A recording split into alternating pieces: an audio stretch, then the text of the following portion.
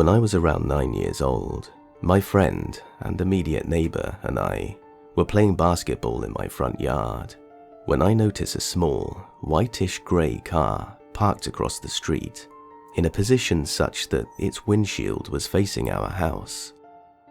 In said car was a middle-aged man, clearly pointing a camera at us. I stared for a while and squinted because I was trying to see if he was actually photographing us, or maybe just reviewing photos on the camera while holding it oddly. After watching for a while, it was obvious that he was pressing the clicker, photographing us. My friend and I immediately went inside and decided, for some reason, not to tell my mother, and went up to my room. Anywhere from 30 minutes to an hour later, my mum asked my friend and I if we could deliver a box of cookies to my other neighbor. We agreed, and, as for me at least, I had forgotten entirely about the prior incident. I guess because I was 9 and having fun with my friend. We walked up the stairs to the woman's house with the cookies and rang the doorbell, but she wasn't home. When we turned around, there was the man in his car. He had parked along the curb right at the entrance of the stairway leading up to the woman's house, so that we couldn't walk down the stairs and up the sidewalk without coming in direct contact with his car. I still remember the feeling of absolute dread and panic that filled me, and we immediately began banging on the woman's door and frantically ringing the doorbell to no avail. The man rolled down his passenger side window and began talking to us. He said, "Clara?" who is my friend. "It's me, Harry."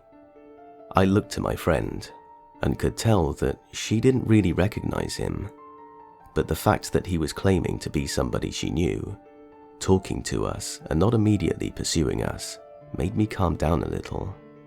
He proceeded to say that he lived in the house across the street from her and had a daughter her age that she used to play with when she was a baby.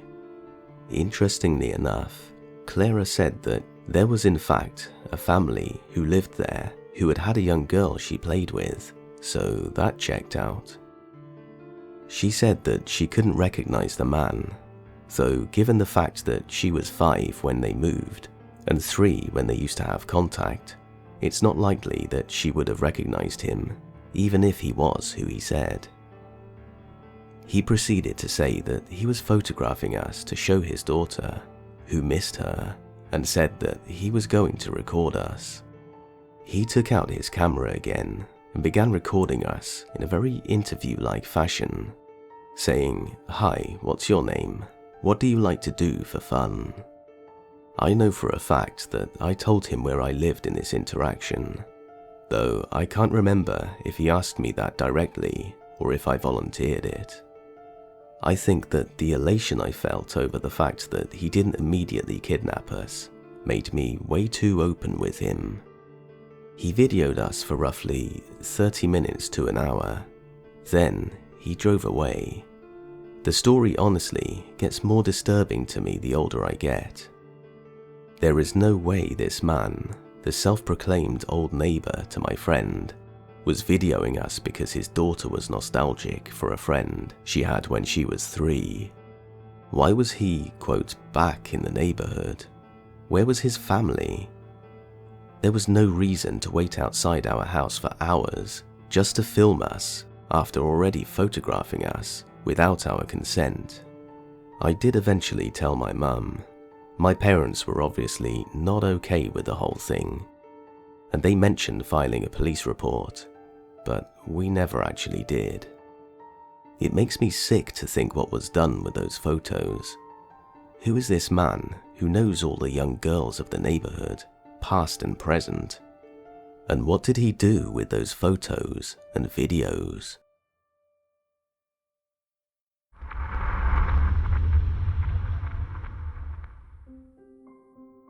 So, a quick backstory.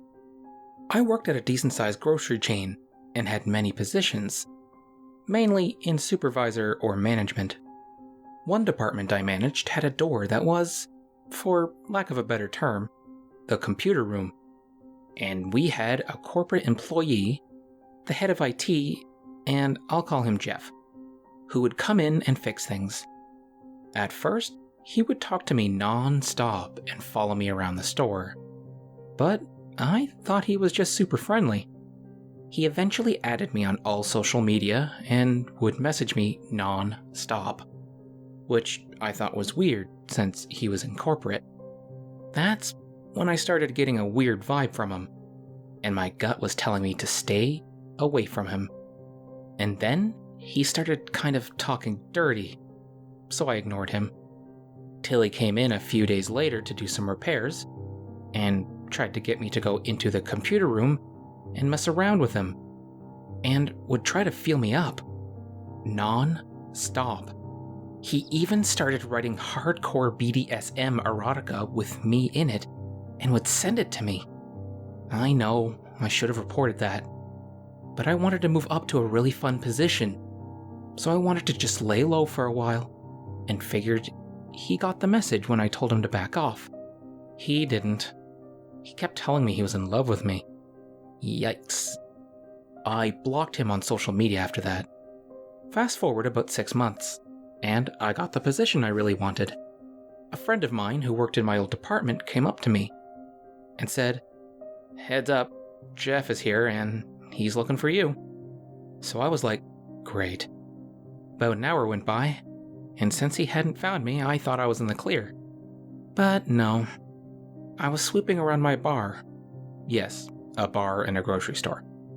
And I heard, "I've masturbated to you about a dozen times in the past few months."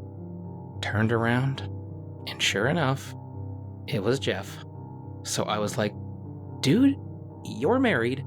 I have a boyfriend. You need to leave me alone." Then I walked away to keep sweeping, and he cornered me near the bar and said, "I want to bend you over the counter and bang you." Luckily, an assistant store manager noticed he was being creepy. I'll call him Sean, and he was awesome, and came up to the bar and said, "Hey, can you come around to the bar? I want to show you our sales." And Jeff, I thought you were done here. So Jeff left, and Sean told me he noticed he was being creepy and asked me what he said. I told him he was just hitting on me to avoid conflict, and he said, "I hate that guy. I've always gotten a perv vibe from him." A few minutes later, the store manager, I'll call him Mike, and we rarely got along, so this was a rare moment, came up to me and said, "I understand that attractive young women in an alcohol setting can be treated disrespectfully.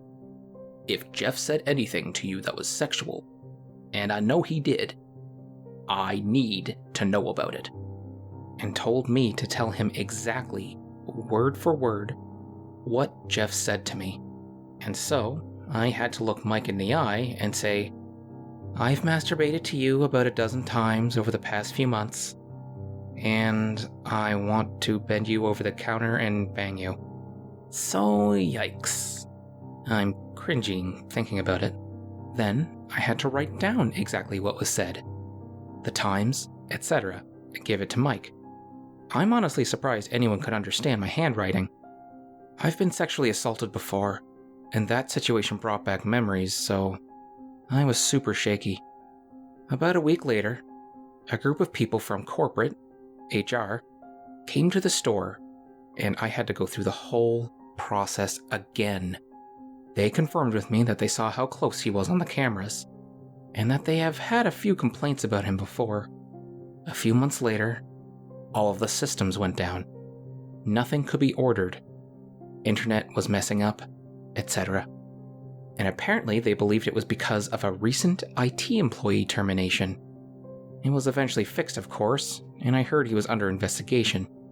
I recently left that company, left all the bad memories behind, and thought I was done with everything. About 2 months ago, I was on Instagram and looking at who had viewed my stories. All of a sudden, I saw Jeff's name.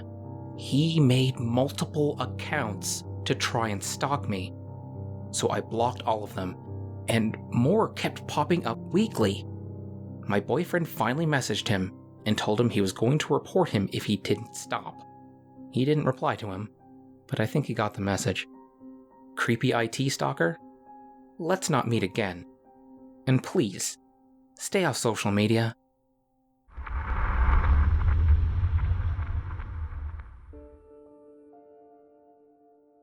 It all started 2 years ago. I dropped out of school. I was home every day, suffering from depression and social anxiety. And since both of my parents work, I was alone in my house a lot of the time. So one day, I was alone just chilling, watching Netflix and eating some snacks in my room. Then, I heard the interphone ring. I never answer the interphone when I'm home alone, because of my anxiety. So, I just ignored it, even if the person was really persistent. Then, a few seconds later, I heard noises in the hall of my residence. I live in the ground floor, so when people make noises, I hear it. I assumed it was the neighbors. But a few seconds later, I heard someone ringing and knocking on my door brutally. With my anxiety issues, I started to feel anxious and I grabbed a knife, in case this person was trying to break into my house. Then, silence. But when I thought it was all over, 1 or 2 minutes later, I heard someone who was literally beating my kitchen window so hard that my window got opened. At this point, I was hiding in the hallway with my knife. So I got to see the man's face when he opened the window and looked into the kitchen to see if anybody was there. I was terrified. I didn't know what to do. But when I discreetly looked at the man's face, it was really disturbing. He was really chill, cold, and relaxed. He looked into the kitchen one last time and left. I knew there was something wrong with this guy. But I was so scared that I called my aunt to pick me up, because I really didn't want to spend more time at home after what just happened. So I was waiting, holding my knife, anxious as all hell, until she came. Days after this incident, I never saw this guy again. So that was 2 years ago, but yesterday, my dad told me something he never told me before, because he didn't want me to be anxious. 2 people from my neighborhood saw a guy hanging around my house for a few days, especially around my bedroom window. My window is just in front of the residence parking lot, and the guy was hiding behind cars and stalking me through my window, and I had no clue what was happening. One day, one of them took a photo of the guy, so he knew he was discovered. The girl who took the photo told my dad about all of this, and my dad was checking to see if the guy was still around our residence, but he never saw him, and since then, nobody saw this guy. My opinion is, this guy's first move was to knock and ring at my door to see if there was anybody there. I don't know if he figured that I was there or not. I think his second move was to stalk me and hang around my window. But when someone took a photo of him, he knew he was screwed. That's why, when my dad was watching if the guy was still around, he didn't show up. There is a question that still haunts me. What would have happened if nobody saw him? If nobody took pictures of him? And most importantly, what were his intentions? Was I a target of this guy? Too many questions, but not many answers.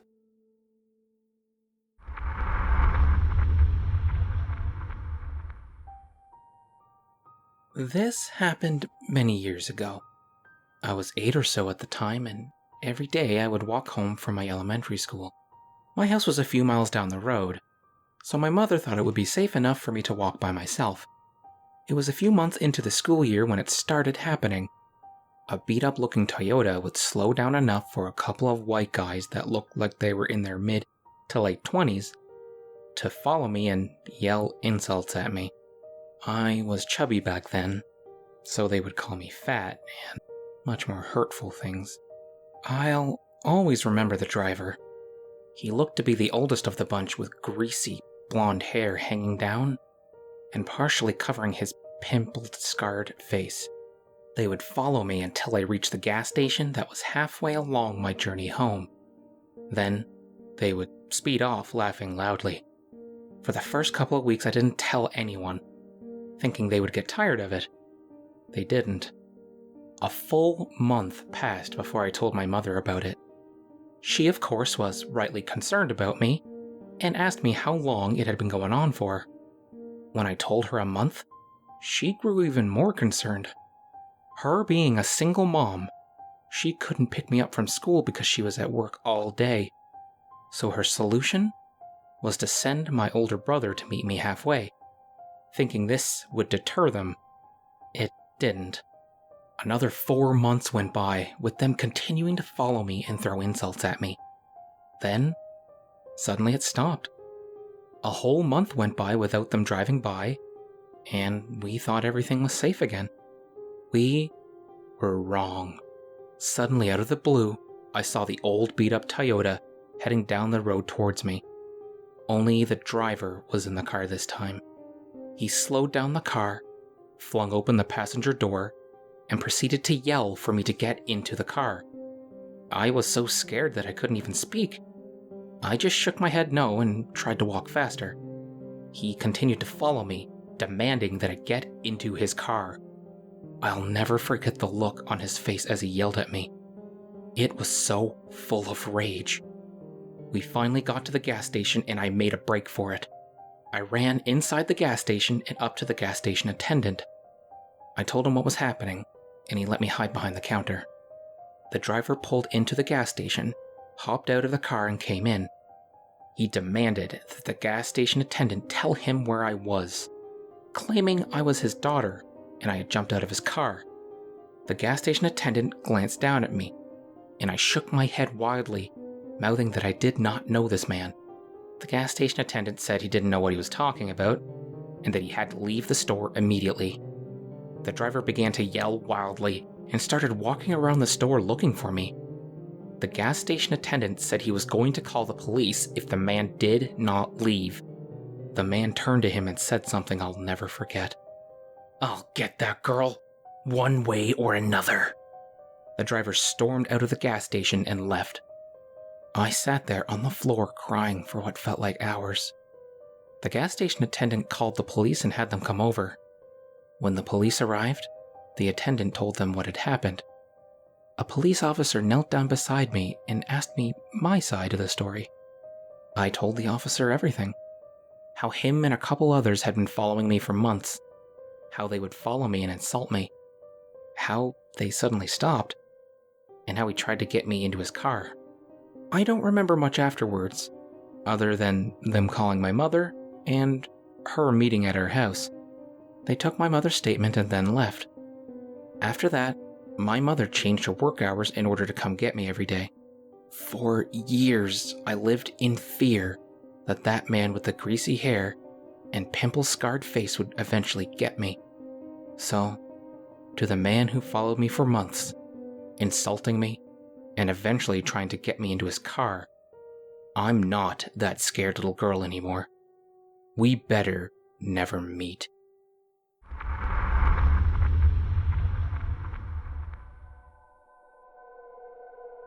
When I was a freshman in college in October of 2018, a guy I'll call Ron Jones stalked me. I met Ron through one of our mutual friends, Chris, because they were in a school club together. When I met Ron, I thought he was kind of strange, but he was nice and seemed interesting.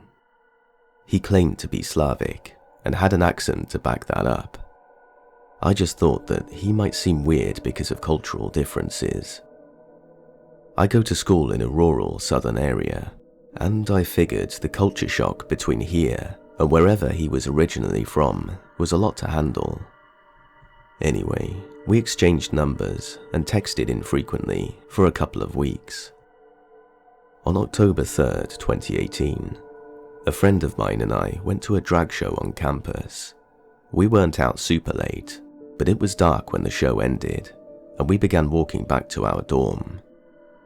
I had been texting Ron a bit during the night because he was unable to get a ticket, and he wanted to know how it was. At some point in the conversation, I mentioned that I wanted to grab some orange juice on the way back to my dorm. Don't know why I mentioned that to him. I think I was just making conversation. My friend and I stopped in the convenience store near our building so I could get said orange juice, and Ron was already there. He said something about buying the juice for me, and I thanked him but declined. He got kind of mad and started to walk away, which was odd to me, but I let it go. My friend and I walked out of the store and saw that he was standing outside. Our dorm was actually right across from the building the convenience store was in, so he saw us enter the building. My friend and I parted ways, and I walked up to my room, which was on the second floor of the building, facing the convenience store. I kick myself for doing this now, but I went to my window, opened it, and yelled down to Ron when I saw that he was still standing there. I apologized for declining his offer to buy the juice for me, because I felt I had been rude. Guilty conscience, I guess. He stood below my window and started talking to me about random stuff, and at one point, he said something that was odd. He was like, "Can I flirt with you? I enjoy doing that." And I just laughed and said, okay, because I had no clue how to respond to that, and I just figured he was a flirtatious person.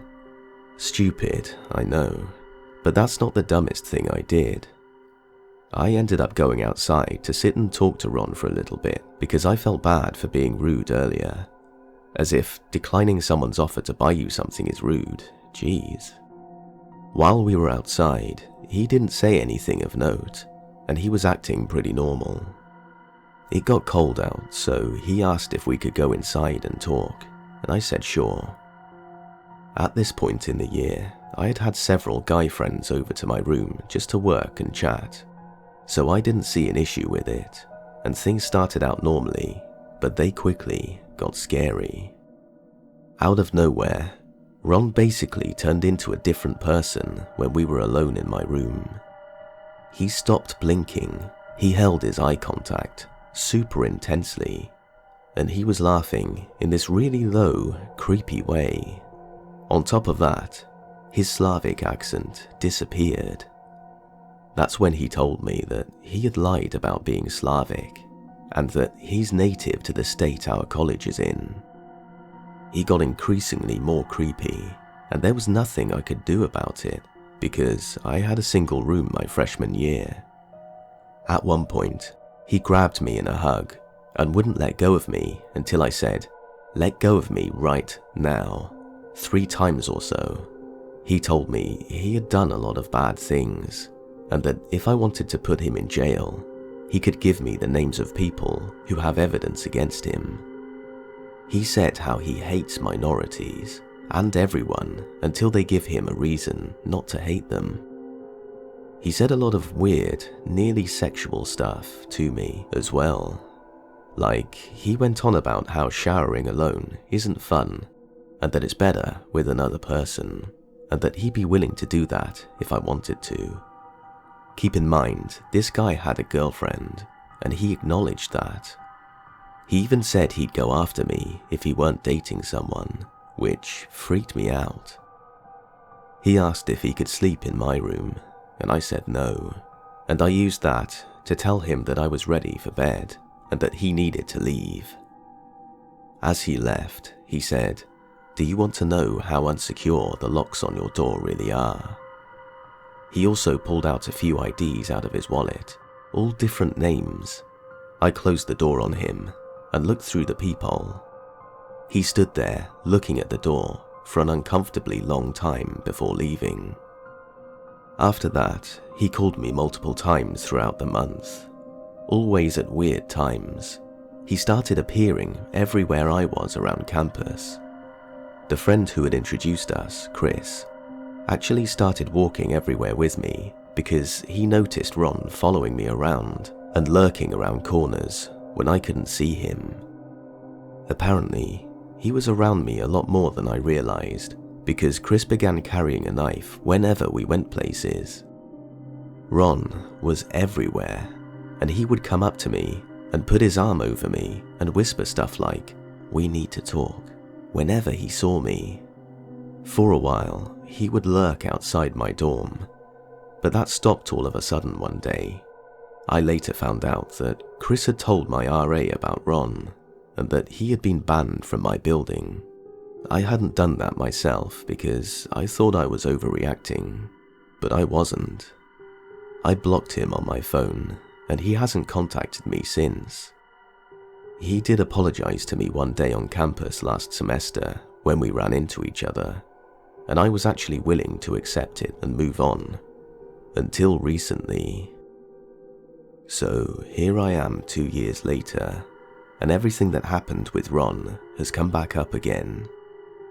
I found out recently that he has a history of stalking women, like an extensive history going back at least 5 years. I met another victim of his who he stalked before coming to my university. She had gone to community college for a bit, and he stalked her while he was also a student there. He followed her to our university after apparently being suspended from school after 3 separate stalking incidents were linked to him. The victim I met told me something worrying. Ron is currently an RA on our campus, and she was one of his residents.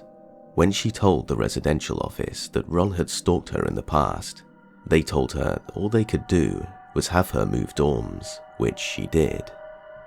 They then said they couldn't do anything to discipline him because stalking didn't occur at our university. She and I both reported our experiences with him to the residential office, who then tipped off the campus police, who in turn spoke to the dean of students. The thing is though, when I gave his name to the residential office, they had no idea who I was talking about. He had given me a fake first and last name, and I had to do a lot of searching to find out his real name. I knew he was sketchy when I saw the 4 separate IDs in his wallet, but I didn't ever think he'd give me a fake name when I met him. After talking to Residential Living, I talked to the police, who didn't seem to care what I had to say. Actually, the officer I spoke to talked over me while I was explaining the times he had followed me, and said that he had heard all he needed to hear. I spoke to the dean of students, who asked me some clarifying questions about the police report he had received. The police had mixed up several details of my story with the stories of other victims. Apparently, more people than just myself and the girl I met have come forward with information about this person. There are even reports that he got physical with 2 separate people before coming to the university. Last week, I saw him on campus. He's still an RA, even though multiple women have spoken to higher-ups about his behavior. If I hear from him, I'm issuing a no-contact order to ensure that he stays away from me. Right now though, that feels like too much of a hassle, because we're all going home for a 2-month break due to COVID education anyway. Hopefully, this story will urge you all to stay on your toes, and to not think you're overreacting when someone is being sketchy. Stay safe out there, guys.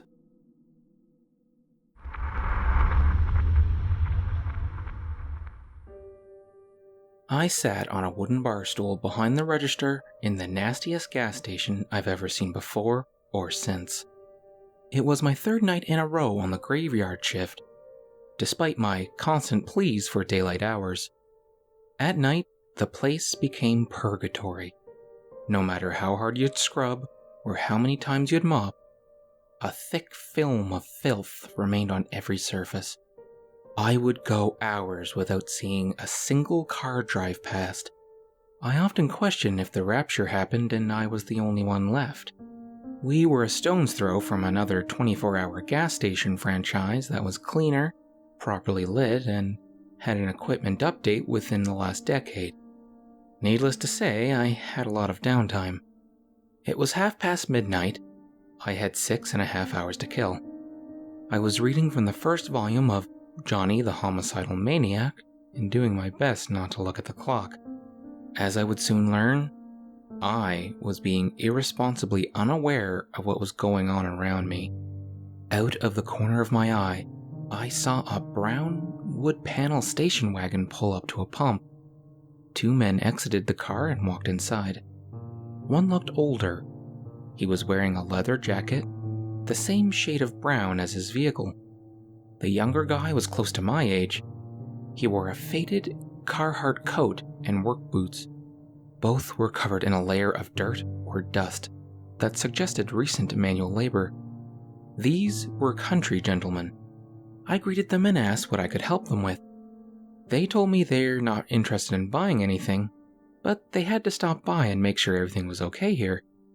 I was appreciative, albeit visibly confused. The younger man asked me, "Did you know you're being watched?"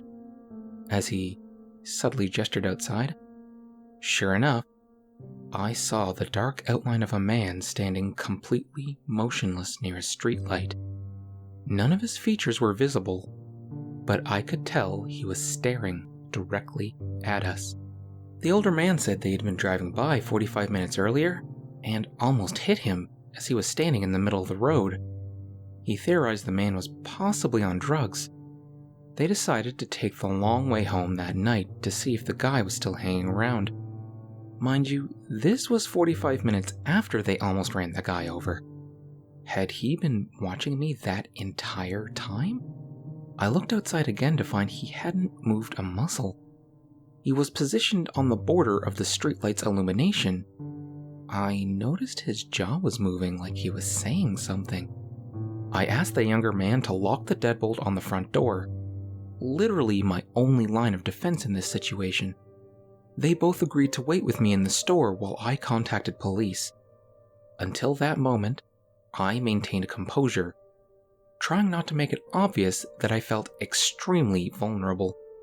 Here I was, at the mercy of 3 complete strangers, hoping the 2 I had in front of me were genuinely there to help. When the dispatch operator confirmed they had units on the way, I felt safe enough to end the call. I thanked the 2 men profusely, and they walked out the door. After pausing for a moment, they turned around and came back inside.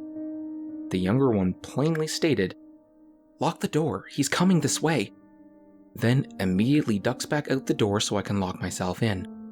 As I flipped the deadbolt into position, I could see the dark figure moving toward the building at an intentioned pace, making it across the parking lot in about 10 strides. He tried opening the door but found it wouldn't budge. He asked the older man, "Where did the girl go?" who then tried to buy me some time by saying I was in the bathroom and I would be back in a minute. So this man, this possible assailant, walks around the corner towards the bathroom door and disappears behind the building. And of course, we didn't have cameras outside to keep employees safe on the job. The only 3 working security feeds happened to all be trained exclusively on where the cashier would stand. It felt accusatory. It was at this point when real fear began to set in, and I lost control of my composure. This unidentified man, who had apparently been watching me for close to an hour, was now laying in wait for me to exit the bathroom. I started to hyperventilate as thoughts of what his motivation could be. Had he been watching me before tonight? Was my store chosen at random? Or did this guy come here because he saw a small female at the register? Was he actually on drugs? Or was he just mentally unstable enough for it to appear that way? Did he have a weapon on him? Or did he plan to use his bare hands for whatever he was going to do? I peeked out the window and saw the 2 gentlemen exchanging glances and muted discussion of how to proceed from there. Thankfully, a local police SUV tore down the street and into the parking lot of the building next door, turning on his flashers and quickly coming to a stop. As soon as I was absolutely sure the man was gone, I sat on the curb outside, sucking every last drop of nicotine out of my cigarette I held in a trembling hand. As if I telepathically summoned her, my phone rings with a call from my best friend. She said she was thinking about me and thought she would call to say what's up, since she knew I would be bored. all I could respond with was, "Get here, now." 20 minutes later, all my roommates showed up in a pickup truck and stayed with me long enough to feel comfortable again. As anticlimactic as this ended, it could have definitely been a lot worse. I could have been robbed, sexually assaulted, or murdered. Or all three. All because I wasn't paying attention. I'll never know the true will of that dark figure under the streetlight. And maybe that's for the best. I don't think I could easily get past knowing what could have lied in store for me. And I wish I could have gotten one of the gentleman's contact information so I could send a beef jerky bouquet or something manly that says, "Thank you." So, dark figure under the streetlight, once you're out of the clink, let's never meet.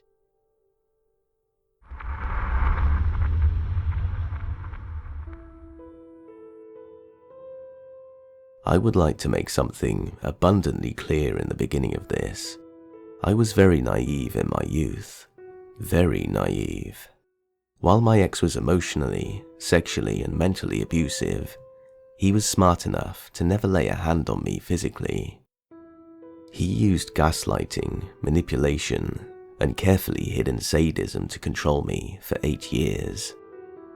I forgave him for every slight against me, every instance of cruelty, every mental assault, and every sexual attack. I forgave him because I thought he loved me, and that I was his property because we'd been together for so long, and I wore his promise ring.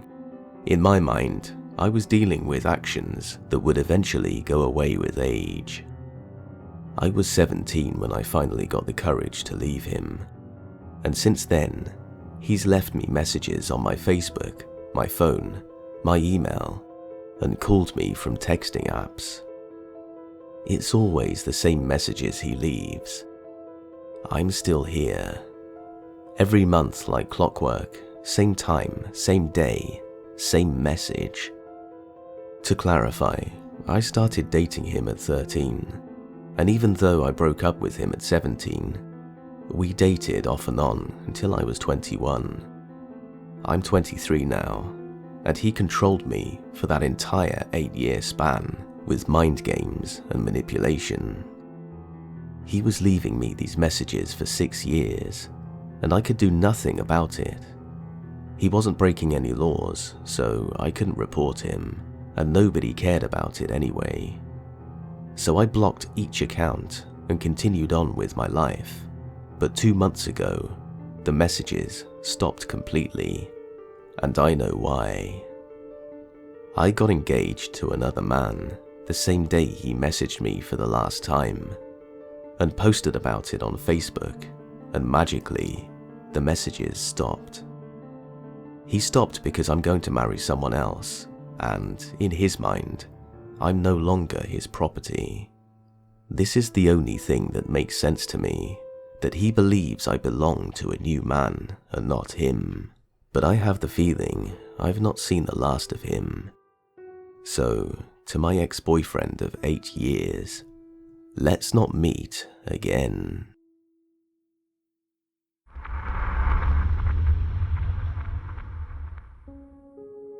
This happened literally a month ago, back in February, when my boyfriend and I had decided to try out an open relationship for a little while for various reasons. We live, separately, in one of the larger cities in the north of Middle America, and there's a decently sized population of college students, like me, to keep the gay community fresh, so I was doing pretty well for myself. One night, I was bored and scrolling through Grindr, looking for an easy hookup, when I got a message from a guy who was barely 800 feet away. He wasn't terrible looking, and I was a little desperate, so I agreed to go to his place. He lives, quite literally, down the street from me. I can see his building from my window. So I walked over, and he let me up and into his apartment. We made small talk, and I mentioned where I lived. Hell, I even pointed out my window from one of the windows in the stairwell. From the first, I thought there was something off about the guy. Not necessarily bad, just different. An odd twitch in his hands when he gripped the banister. The vacancy of his eyes when he smiled. I'm not so cliche as to say he felt evil or anything like that, but I wasn't exactly surprised that, after we got to his apartment, the first thing he did was to tell his very pretty and friendly cat to say hello, and the second thing he did was walk over to the kitchen counter, grab a needle, and shoot up. I hadn't even closed the door behind me. I stood there staring, and he turned around, dropped the needle on the counter, and went, "Oh, shit, man. Should've asked. You cool with that?" I am not a good Christian boy. I have broken into a church while tripping on LSD. I had sex on a headstone back in high school. But I have my standards. So I shook my head mutely, pulled my hat back on, and opened the door to leave. The guy rushed over and put a hand on my shoulder. "Yo, I'm sorry. You don't gotta go. We don't gotta fuck. Do you want to watch Transformers 3 with me or something?" "Nope," I said bluntly, hustling away down the stairs. I bundled up my scarf against the early February chill and hurried back down the street to my apartment. He followed me downstairs barefoot, in pajama pants and a t-shirt, until I stepped outside into the whipping winds. I turned back briefly to look after a moment, and he was still standing there in the doorway, watching me. I didn't have any premonitions of doom or weirdness. I grew up in Missouri. Junkies barely register as odd to me by this point. So I went home and went to bed. Now, you might have guessed it, but I'd never seen this dude around in the neighborhood before. Truthfully, I hadn't seen most of my neighbors because my neighborhood is an odd mixture of white-collar suburbia, college housing, and low-income housing like my Paramore's building, all in one street. So it didn't really register when I started seeing him more. I would leave for work in the afternoon, and he'd be on the other avenue across from my building, strolling along. Or he'd cut across my building's parking lot like all the kids in the neighborhood did. A couple times I saw him walking across the campus mall. My apartment building is directly adjacent to my campus, but he'd always swerve to avoid me. Once or twice I'd notice him in the grocery store I work at as a barista, but it's the only one within walking distance, and he mentioned he didn't have a car.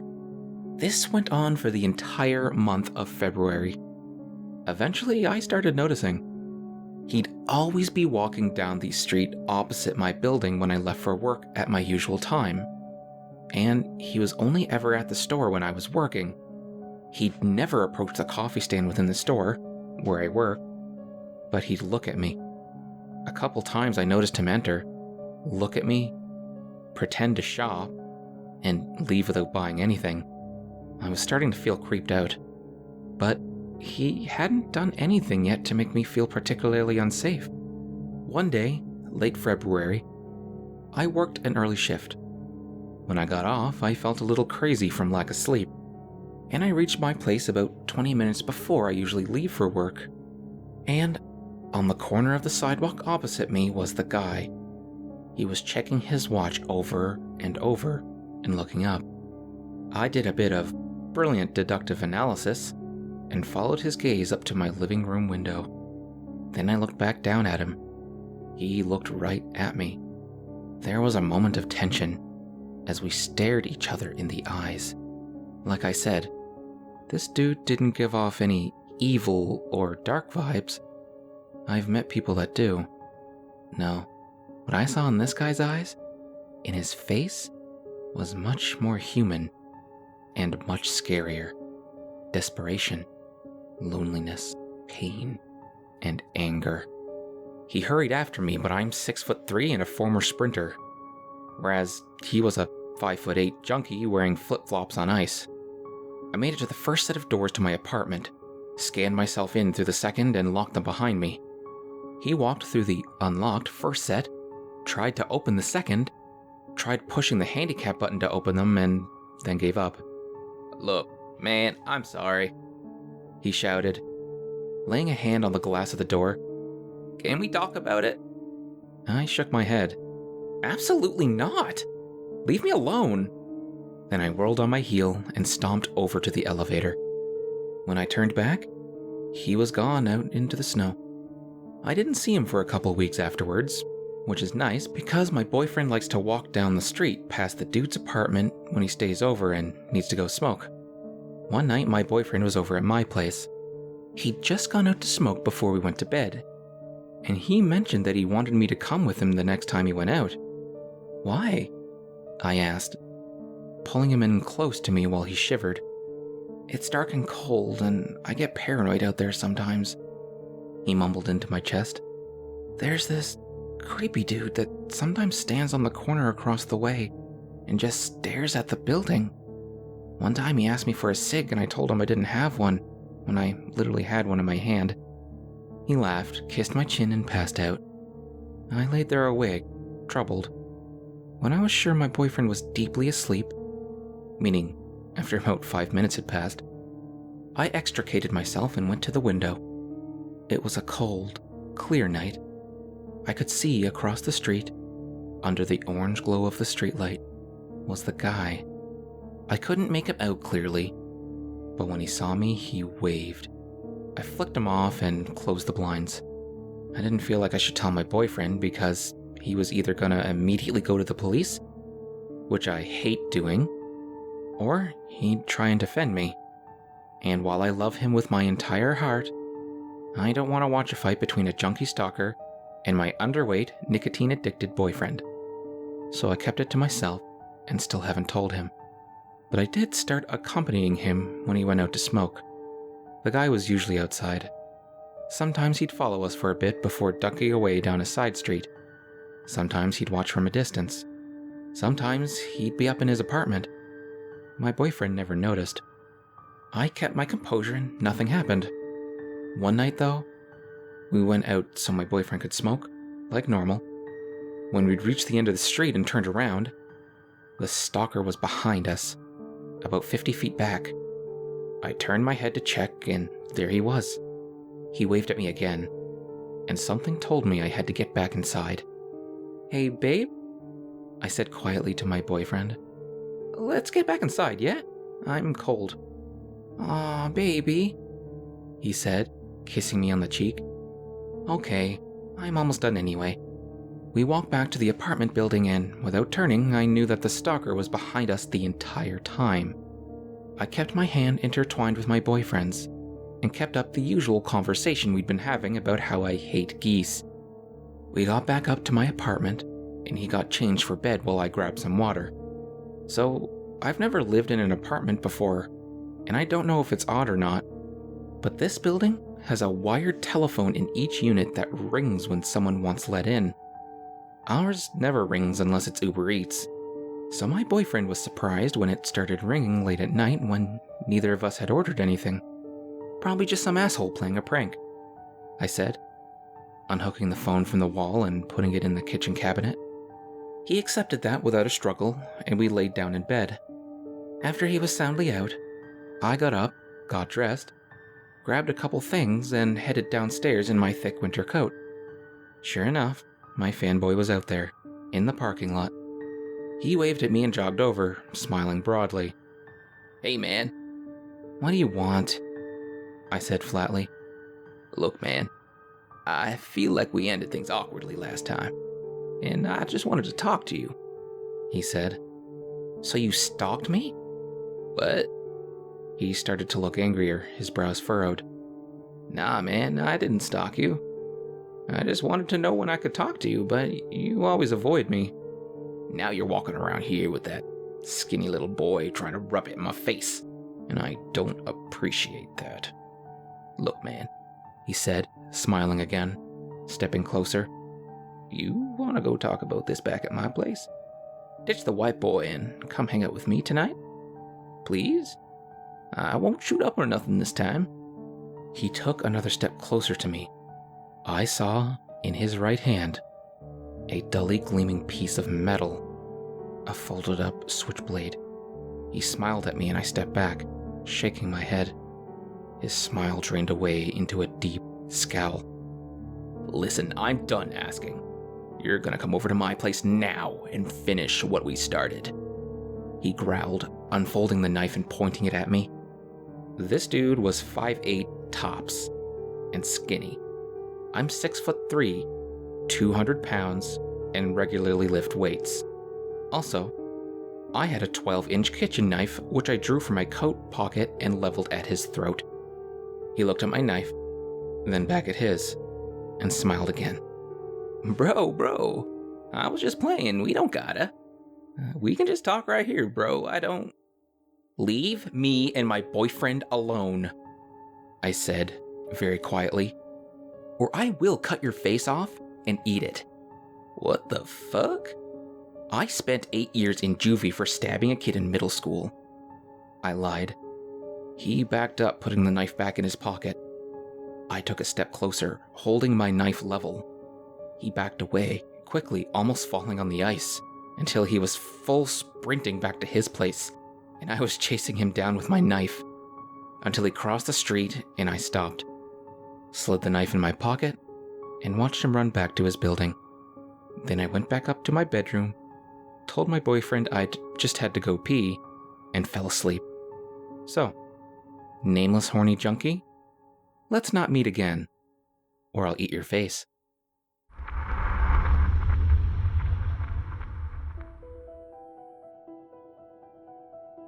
My hubby and I moved into this house 1.5 years ago, and it all started just after lockdown.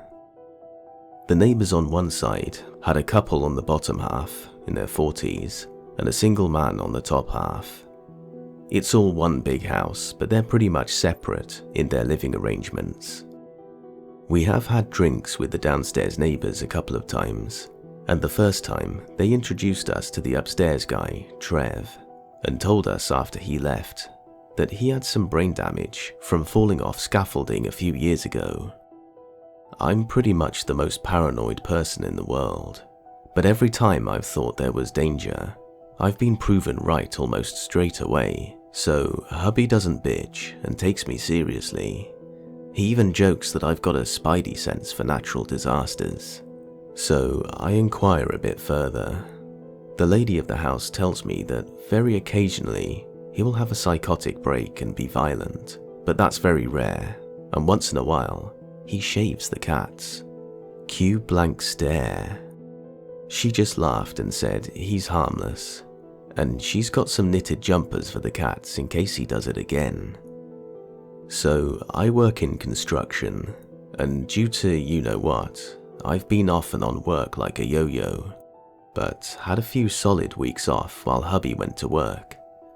Trev noticed this and came over one day to make sure I'm okay on my own. I said yes, I'm fine, and my bloke will be home any minute, thank you. A few days later, I open the door, which has a window so you can see out, and throw the welcome mat out so I can beat it later. When I do, however, he's standing there and halfway through saying something, like he was chatting away well before I opened the door. Then he says, "Well, are you?" And I obviously ask what, to which he says, "Coming over for a smoke?" and holds a J out to me.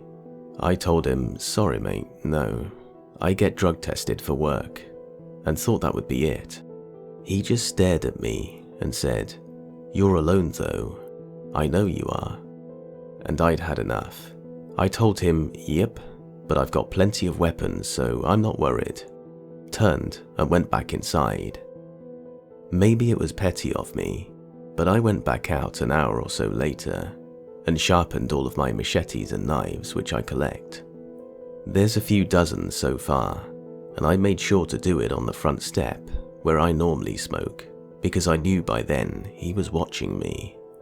Other things include my tampons being taken from the windowsill in the toilet, only when the window is open, and there's no chance they fall, because under that window is just flat concrete for ages.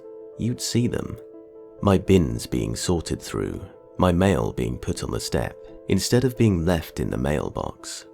Constantly seeing him hide and watch me while I'm cooking or doing dishes, or smoking outside. I spoke to the downstairs couple once, and the woman told me not to be so hard on him. I told her, Speak to him. Tell him not to come over to my property line ever again, or I'll deal with it. With the law, or a more permanent way, I'll deal with it, so tell him. I haven't had him over since, but he still watches, and I still practice with my blades. I'm 5'3" and he's 6'2", so I don't care what's wrong with him, I'll protect me just fine. Hubby knows better, and is staying out of the way, while still keeping an eye on things. He's there if I need, but knows I'll sort out my own problems. Let's never meet, ever again, creepy dude next door.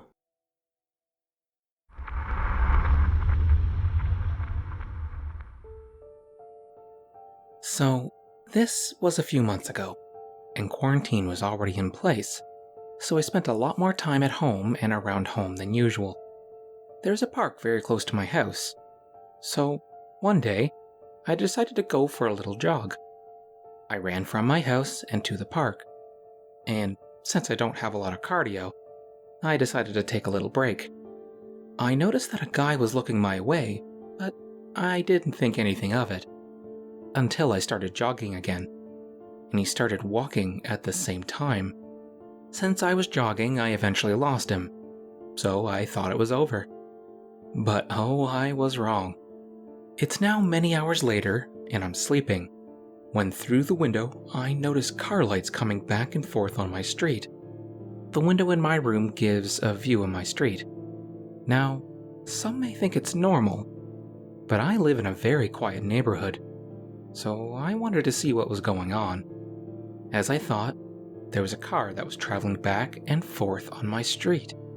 Then, the car stops right in front of my house, and the same guy comes out of the passenger seat, which means there is at least another person with him.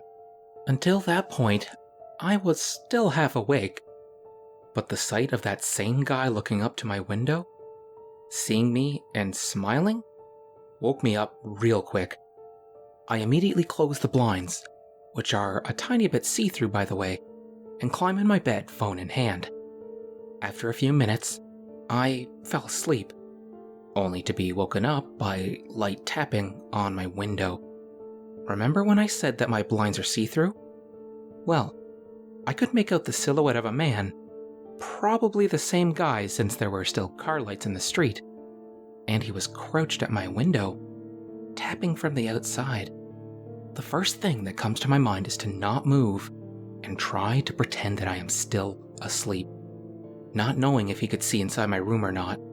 And then I remember that my room is on the second floor.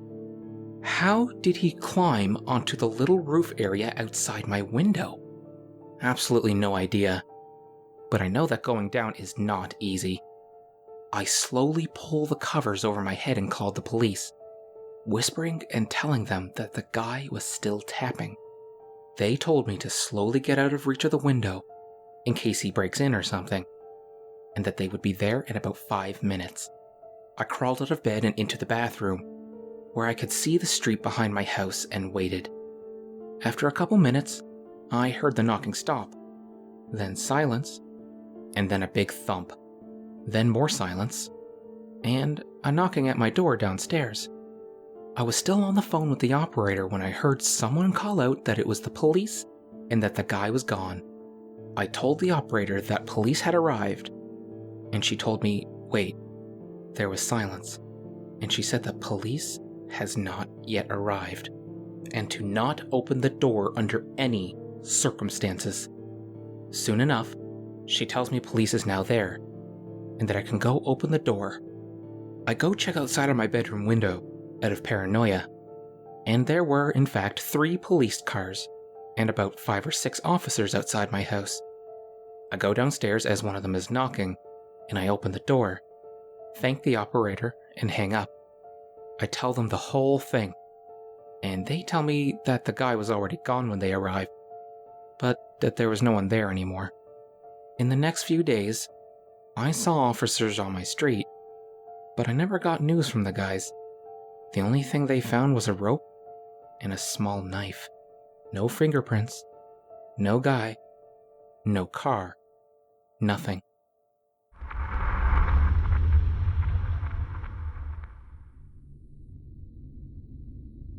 When I was a freshman in high school, I was dealing with a lot of things, and it ultimately caused some poor life decisions.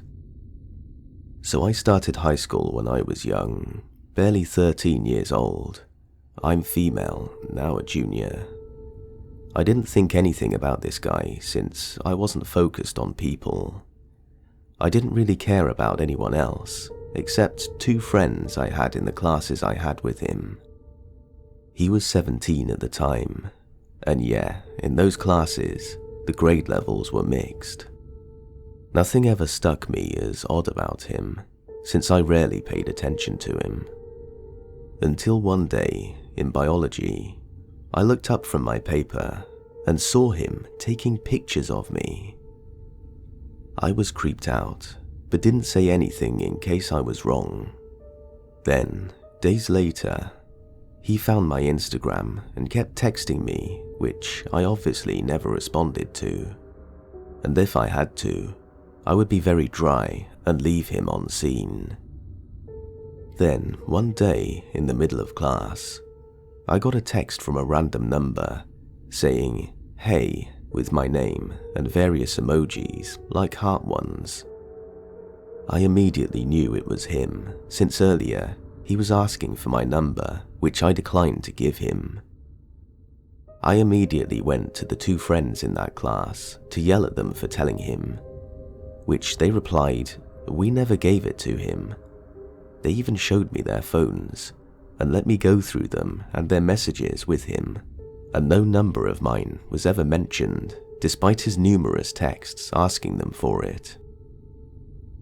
I never answered him and desperately tried to avoid him, until one day on Instagram, I got a text from him saying, "You're so pretty," to which I replied that I wasn't pretty, and then he spammed me with pictures he had taken of me. That wasn't even the creepiest part. There were like 50 plus pictures of me, ranging from classes, around the school campus, and even outside of school, like near the bus stop, or waiting for a friend at the quad to go somewhere. There was even some of me playing soccer with friends on the football field. It's used for soccer too, since the soccer field gets flooded easily and constantly is getting fixed to look pretty. Obviously, I left him on scene, blocked him, and avoided him even more, to the point where I started skipping class. And when I did go, I told the teacher what happened while I was shaking, and she let me go to the dean of the school, where I showed them everything, and even gave them the number that I got the message from. It's been 2 years. I'm a junior now. I stayed in the school since they have connections to a hospital I want to volunteer in, and because I have great friends there. And he's made new accounts on everything. Instagram, Snapchat, and probably got a new number. And he's been trying to follow me and message me for weeks now. I keep blocking him, but new accounts are created. I'm honestly glad for quarantine, since I would be so nervous to go to class, or even school. It's also worth mentioning that it's still not known how he got my number, as the only 2 people who had it never gave it to him. And I'm 100% sure that he was following me around school, even after I told the dean. Update. So I'm now 16. I turned 16 a few days ago. And recently, I've been playing games on Roblox with my best friend, like Murder Mystery 2, Arsenal, etc. And one of the games I play on my own is Adopt Me, because I like all the pets they have. I'm writing this 15 minutes after it happened. I was playing Adopt Me after my classes, since we have short periods for school on Mondays. There was this player who had a variation of my stalker's name with random numbers after, and I stupidly thought nothing of it. Instead, I thought, oh, it's a pretty common name, which it is. But I couldn't shake off this feeling, and then that person kept following me, and I again was stupid and thought, They probably want to trade since I have an ultra rare pet. So I stopped driving, but that trade invitation never came. So, me being me, I left and went to the campsite since my pet wanted to go there. Everything was fine until I was going back to my home in the game, when that user put "hey" and my name. I didn't think anything was wrong until I did a double take and realized my name isn't on my Roblox account, and on my account I only have 3 friends, and all 3 of them call me either by my alias or my Roblox name whenever we play. I didn't respond to the message and instead just acted as if I didn't see it, while the other players were asking the user who's and my name. The player then kept on following me around until I left the game, and even then he sent me a friend request which I denied and immediately blocked. That wasn't the only thing he's done since my last update on the story. He found out about this guy I'm talking to somehow, and he told one of his, quote, friends. I say friends with quotations because he has yelled at that friend for talking to me or even being near me before, and he happens to be a very close friend of mine. So he told me what had happened and how he freaked out at him, but couldn't do anything because the guy wasn't in the same state, and seeing that he was scary looking to my stalker. I know the guy is a huge softie, so it made me laugh knowing that. After I was told that he had somehow been stalking my followers, I blocked people that would know him and possibly let him use their account to look at mine. I updated my brother, who's my legal guardian, and my friends that knew about him, so they would know, and even told the guy in case my stalker had the idea to message him and tell him a complete lie. As previously mentioned, the stalker had messaged a close friend of mine and told him we were dating, as in me and my stalker, in an attempt to get my friend to stop talking to me. He even told the same friend that he was going to marry me and that we were going to have 2 kids, which is a huge lie because 1, I don't want kids, and if I ever do, I'll adopt, and 2, if I get married, it will most likely be to the guy I'm talking to right now, or a woman. Luckily, no one believed him except his friends, who were saying that it would happen one day, and to keep trying to be with me. I overheard once, and was disgusted, and told 2 of my friends about it, which they got mad and refused to let him near me whenever he tried to talk to me. Even now we're not in those classes, although my friends are still in classes with my stalker. We're still close, and they tell me whenever they overhear my stalker's friends giving him ideas.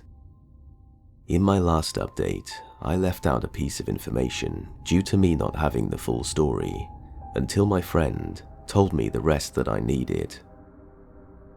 Rewinding to freshman year, on Valentine's Day, I found a huge stuffed bear in my math class, and it was on my seat, so I thought someone had left it there, and when the teacher came into the class, I told him that someone left a huge stuffed bear behind, to which my teacher responded, "That wasn't there in my previous class. Someone probably left it there for you. Maybe a secret admirer." Me and my maths teacher have a father and daughter bond, so we play around like that. We ended up looking into the packaging because our curiosity got the best of us, and it had a letter. I still vividly remember it because it creeped me out so much. It read, "Dear my name, it's Valentine's Day, and I wanted to give you something for today. I like everything about you, your smile, your eyes, and your body. You're perfect. I love you." I stayed in for a bit during lunch and gave my maths teacher the note, which got him creeped out too. We ended up throwing away the note, and I took the bear, but met up with a friend for the rest of lunch. She asked who gave me the stuffed bear and said it was nice. I ended up telling her what happened with the note and how I found it. Then I gave the stuffed bear to her so she could keep it. You all might ask, why did I give her the bear? Well, I have 3 reasons for that. 1, she has panic attacks and snuggling up to something when she has them helps her get through them, so I gave her the giant stuffed bear. 2, I don't like over-the-top things. And 3, I already have a lot of stuffed animals due to my brother getting me them since I was a baby. My friend still has the bear, and it has helped her a lot, so I don't regret giving it away or even receiving it from my stalker, which obviously was not known then because it helped someone out with a problem. So fast forward to when I found out the stuffed bear was from my stalker. My friend had messaged me to tell me about my stalker finding out about the guy I'm talking to, and before we ended our conversation, he asked if he could call me, which I said yes to. During the call, he told me he's in a group chat for this class on Instagram, and how they're all friends in that class, and that they were sharing things about their previous boyfriends and girlfriends for some reason, which both of my friends were not part of. Instead, they were just looking at the messages. My stalker claimed I dated him, and then said that I didn't want anyone to know, but that we did date. Of course, we never did, and never will. My stalker then continued on to say in the group chat that the giant stuffed bear that was on my seat in Algebra 1 was from him, and that he got so mad at me giving it to a friend that he broke up with me. I wasn't even shocked that he made up a story of us dating, and when I told my best friend, we laughed for a bit, and then decided to contact a lawyer to see if a restraining order could be issued, and if the police could be involved. Sadly, I got the news that since he had not been near me since I switched classes, and I'm no longer in classes with him, that I can't get a restraining order, since online harassment and stalking isn't bad enough yet since they've only been friend requests, which meant I couldn't even go to the police due to it being online, and not, quote, dangerous.